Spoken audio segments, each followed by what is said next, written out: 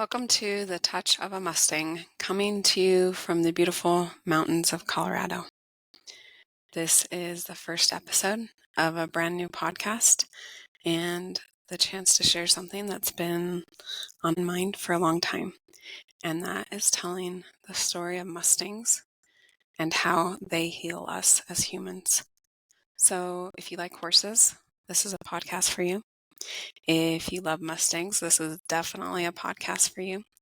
And if you're interested in how we can make our life better and how we can heal from the struggles and traumas in our life, even just the difficult times, then this is also a podcast for you.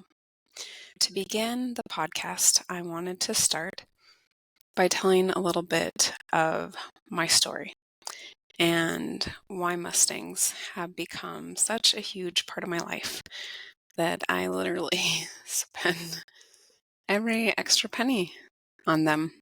I want to start off with my background with horses. I grew up in Arizona, and horses have always been a part of my life.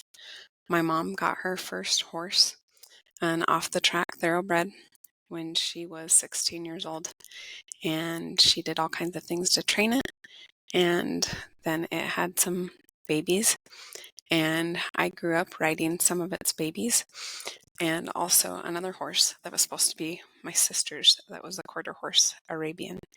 And so that's what I'd known my whole life.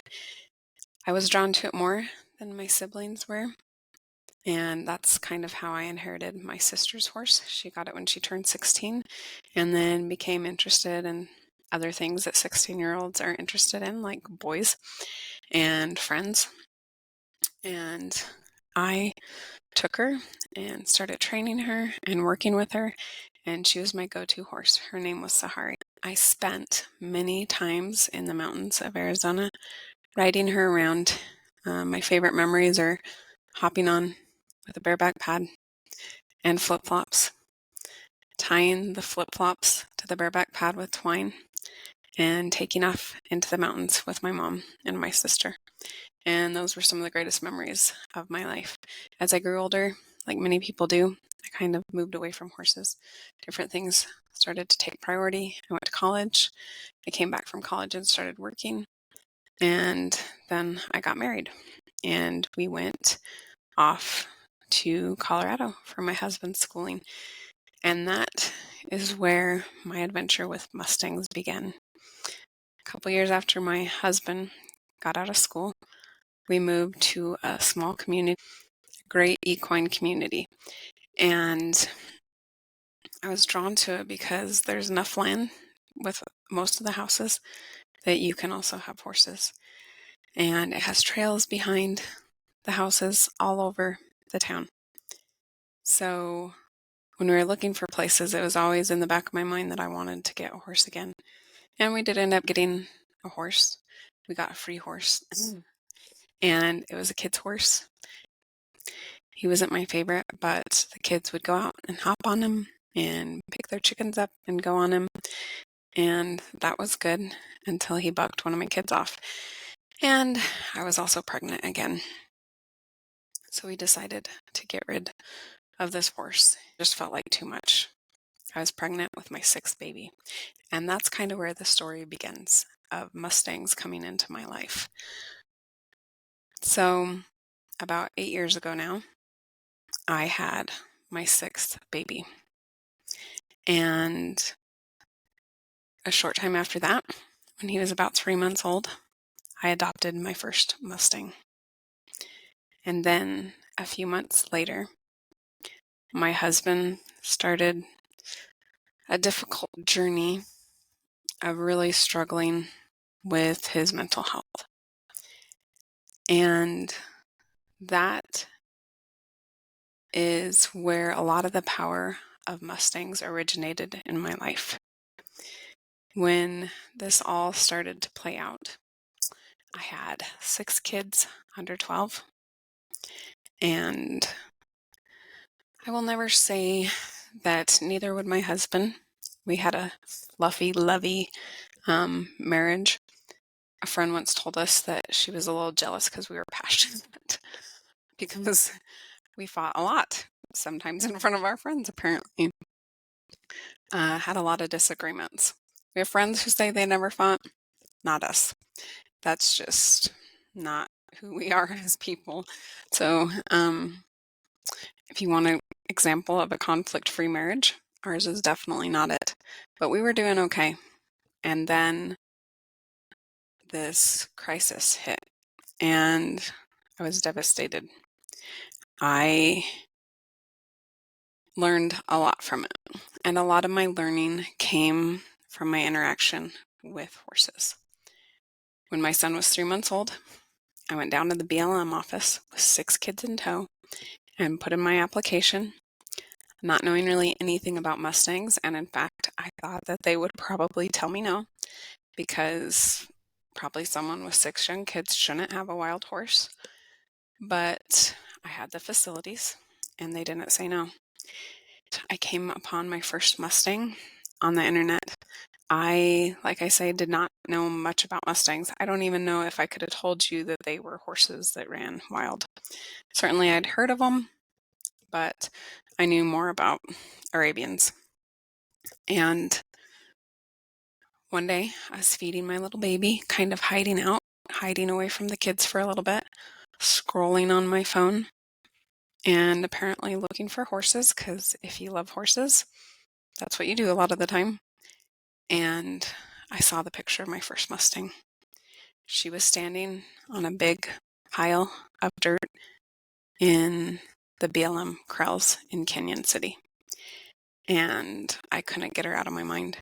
She was a gorilla, and I'd always kind of had this dream in the back of my mind. Buckskin. I didn't even know what a gorilla was. I kind of showed her my husband.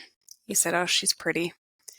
And that little bit of encouragement prompted me to go put my application in, get a background check, because in Canyon City, the Mustangs are housed on the prison grounds.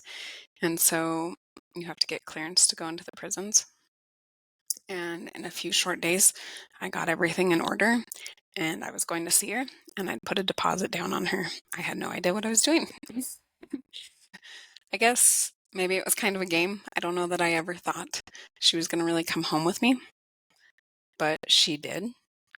I was a little bit hesitant at first if I should really take on training a wild horse, but my husband assured me, "Your mom trained her horses. I'm sure you can too." I had horses I was a teenager. As teenagers, we often feel like we know everything, and that's kind of my memory of horses. I know what I'm doing. This Mustang came and told me just how little I knew about horses and about psychology, which I happen to have a master's degree in. Horses taught me a lot about our behavior and why we act the way we do.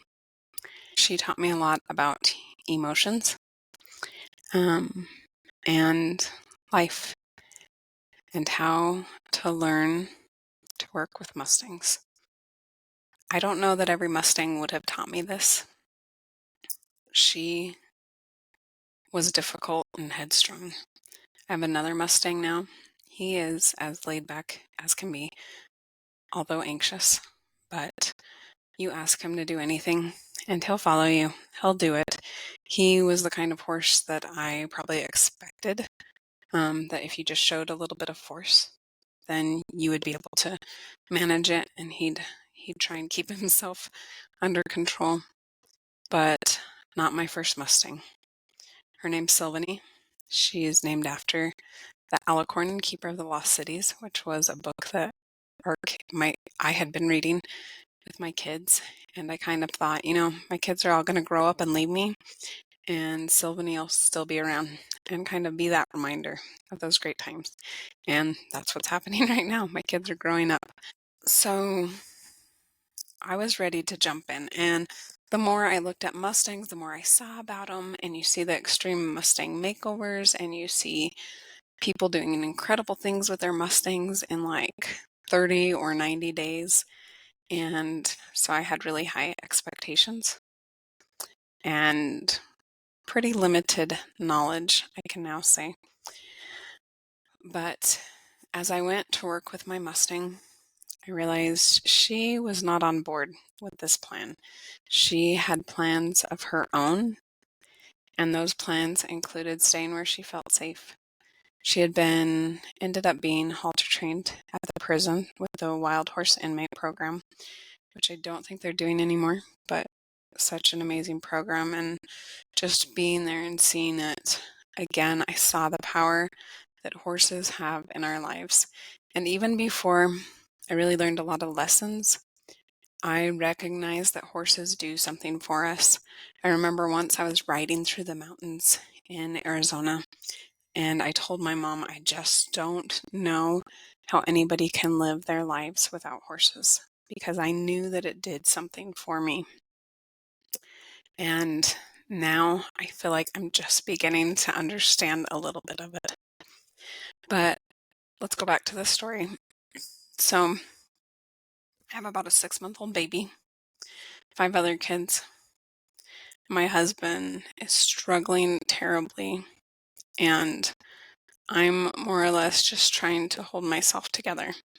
And when my husband really started to struggle, which I don't want to say too much about his experience because that's his, but I was angry. I kind of had the mentality that, like, you need to suck it up and get over it. We have things to take care of in life. We have 6 kids to take care of. But that wasn't helpful, and it wasn't going to happen. I wanted to fix it. I wanted to tell him the tools he could use. I have a background in psychology, so I felt like I had studied it a lot, and I would suggest tools to him. None of it was working, and it was pure unhappiness. It's just getting to the point where I don't, cry about it all the time by talking about it, because now I'm able to see the lessons that I was able to learn from it. So it started as kind of anger towards him, and then it turned into a lot of self-reflection between my experience with him and trying to train this wild Mustang. I just want to talk some about the lessons that I learned. And one of the biggest lessons I learned, which was a really hard lesson for me to learn, was to let go. And I began to learn that because I realized with my Mustang, I could no longer follow the guidance that were things like show 'em who's boss, because it was not working with her. She was way stronger than me, and she didn't feel safe with me. She didn't feel okay with me.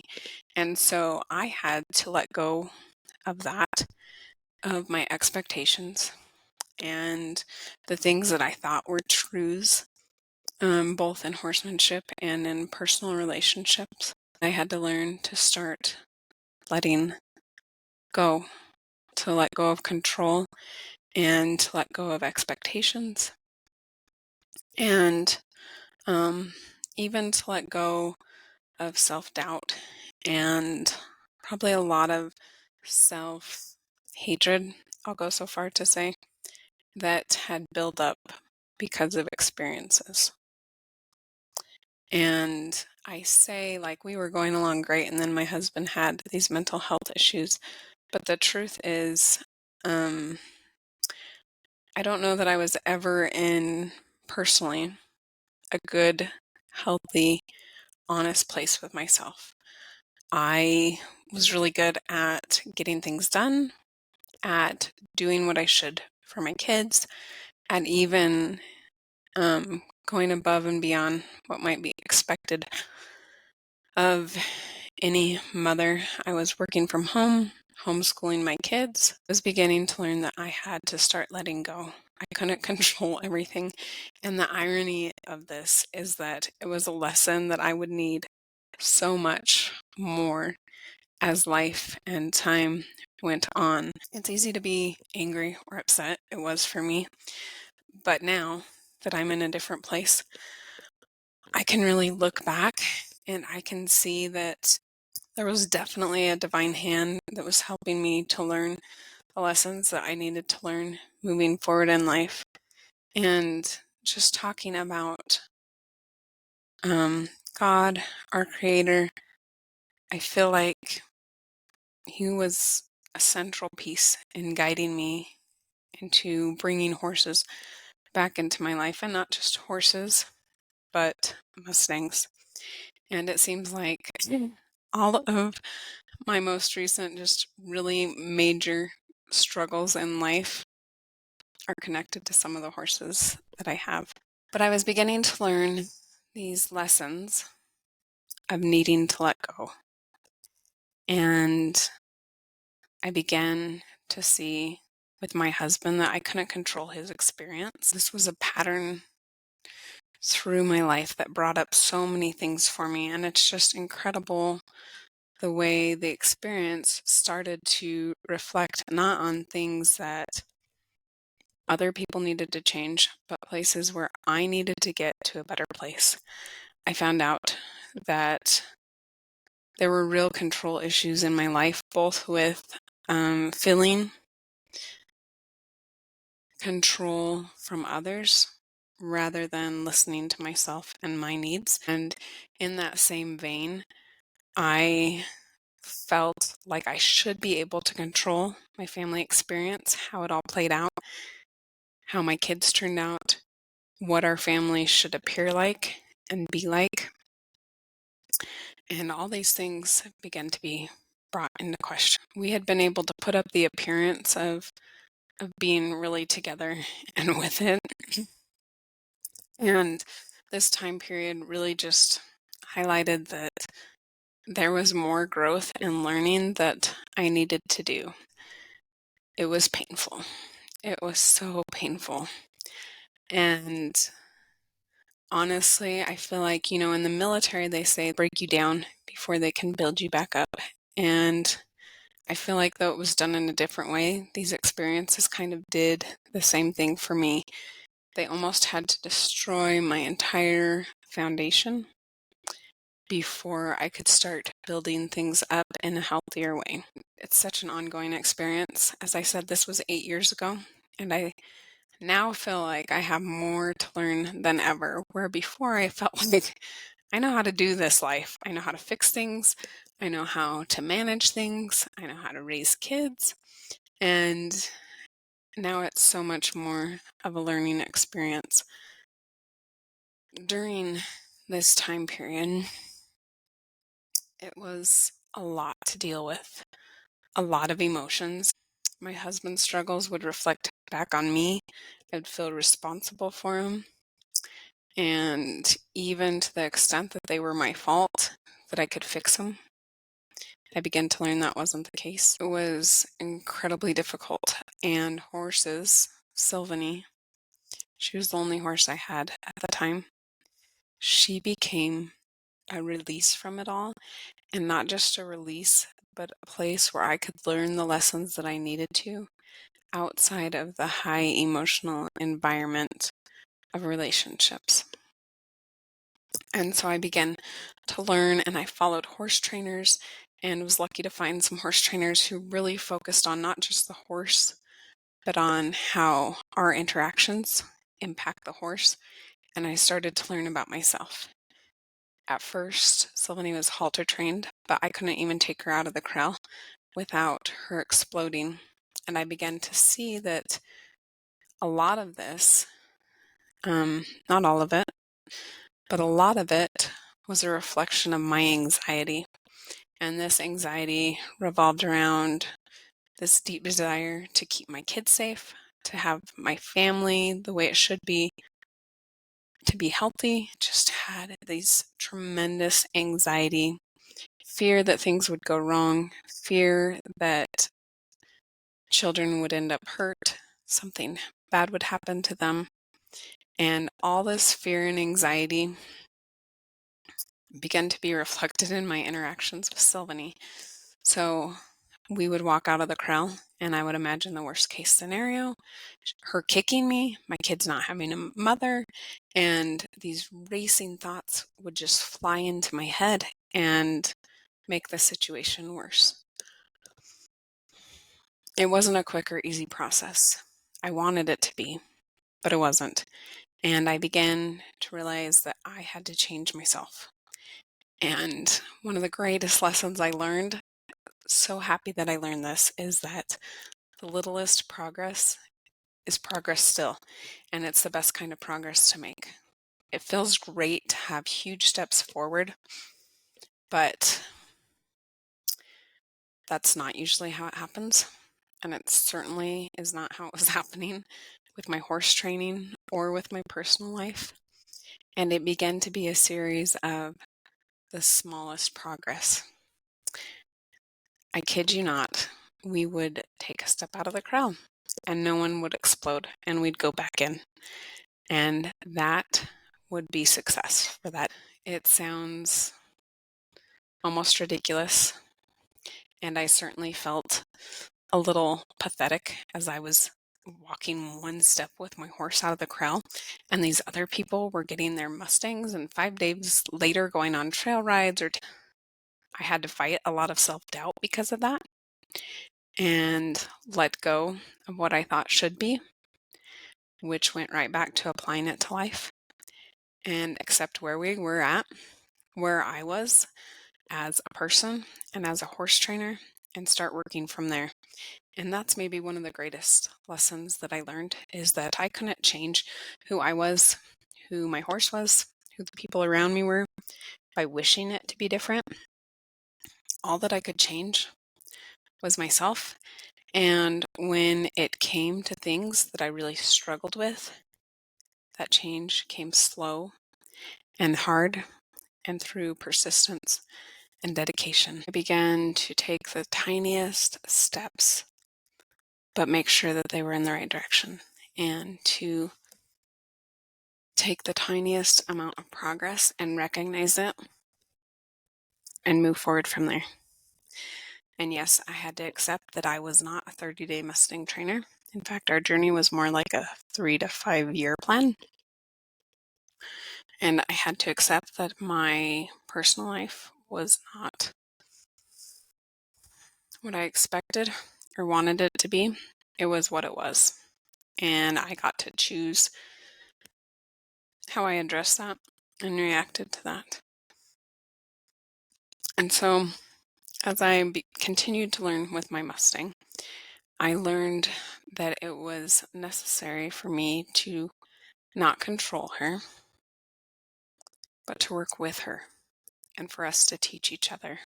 For me to teach her that she was safe, and for her to teach me that I had things left to learn, that she was ready to teach me. And I have to say, she's the best teacher that I've ever had. And I would just have these crazy insights when I would go out with her. I would leave my house, which felt like it was an emotional turmoil some of the time. And I would go out with her and it would be gone. And I would work with her and I would get these insights and answers to things that I was really struggling with in my life. And maybe more than anything else, it wasn't easy. We were still going along with a good bit of struggle along the way, and I was definitely having to learn and coming to a lot of roadblocks. But I began to learn to let go and to build a relationship, a partnership with her where I had a say and she also had a say. And it began to teach me lessons about life and psychology, the way we behave. A lot of people will say that horses are mirrors to the people that they are around, and they really do reflect and respond to our behavior and our actions. And I think that's one of the things that gives them such an incredible healing power, is because they are so pure in their responses. It's not muddled with verbal communication. It's instant physical response that we cannot control, but we can influence. And so these lessons to let go of control were so powerful because I had to come to the point where I had to be able to let go of the outcome in my family life. And it came to another really important lesson that I learned from Silveny. And this lesson was that when you face your fears, they stop having so much power over you. Up until that point, I had been racing away from my fears, doing everything to avoid them. One important thing I learned in horsemanship is that you can get really anxious and try and get past something that's going to scare your horses.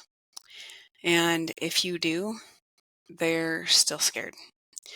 And sometimes that can kind of come back to bite you, that end up reacting to that because they weren't able to face their fear, to look at it and realize, like, this is okay, it's not going to kill me. In that same way, I came to the realization that I had been doing the same thing in my personal life. I was running from my fears. I was tiptoeing around, trying to make sure that my fears didn't come to pass, that I could keep everyone safe. And there finally came a time, which was a huge breakthrough for me, when I finally said, no matter what happens, and anyone who's had a loved one dealing with mental health issues, it's easy to imagine the possibilities of how that might play out, and to feel like if you don't do just the right thing, that you're going to lose someone that you love. And so that's how I had been reacting, trying to be very careful that I did everything right. And I finally got to the point where I could kind of turn around and face my fears and realize I have a realm of responsibility. I need to take care of that realm of responsibility. I can't control that area of responsibility for other people, whether it's your kids or your husband or your parents. It's just not yours to control. And I had been trying to control it, trying to take responsibility for it. I finally realized that I had to step back and focus on my responsibilities. Because while I was taking care of other people's, I was neglecting mine as well. But finally, I turned around and I faced my fears. I imagined the absolute worst case scenario, which I had been doing the whole time anyway, but I had been doing it out of fear. And I instead turned around, I faced the fears, and I realized no matter what happened, I could get through it. I would be able to deal with it if that is what came. But until that happened, what is the use in imagining these terrible possibilities, reacting as if they're reality when they're not? And they weren't my reality. Yes, it was a hard, difficult, emotionally, spiritually trying experience. It was hard, but these other things hadn't happened. They weren't happening right then. And even though I imagined them and I worried about them, that didn't do any good. That pulled me down. It made me incapable of taking care of the things I needed to take care of. It created struggle that wasn't there. And I know this isn't something unique to me. There's a quote that I really love, I believe by Seneca, and he says, our imagination is more often worse than reality. And that's not the exact quote. I'll have to look it up. But We make our reality worse for ourselves because instead of living in the present, we live in fear, we live in anxiety, we live in what ifs, which was, and I won't even say that I've overcome that, just a really big problem that we imagine these worst case scenarios. And no, they're not actually happening in reality, but in our emotional and mental world, we are participating, creating these events. And I had been doing that for myself a lot. And you can't do that without it impacting your behavior. Once I learned to turn, to face the fear, to be in the present, this is my reality. Yes, all these things are possibilities. They might happen. They could happen. If they do, when they happen, then I'll think about it. Then I'll face it. And I will figure out a way, because that's what we as humans do when we're faced with struggle and difficulty. We stand up, we rise to the challenge, and we find a way to face it. It isn't helpful for us to live in that reality in our mind. This was perhaps one of the most powerful lessons that I learned throughout the whole experience. You do what you can, you prepare, you take care of your responsibilities, and then you have to live in faith. You have to live in the moment you're in. There isn't any other choice except to live in false fear in your head. There's nothing truly threatening your well-being, but in your head, in your thoughts, you honestly believe that there is. When I could realize that I was living not in reality, I was living in fear of what might happen. And yes, it could happen. There's a lot of what ifs in life. There are very few guarantees.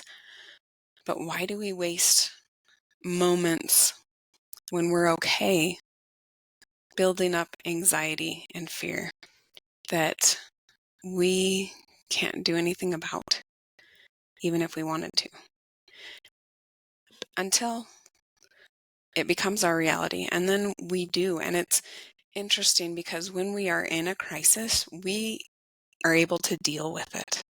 It is more crippling to think about a crisis that we aren't dealing with and we can't do anything about except worry and think about it.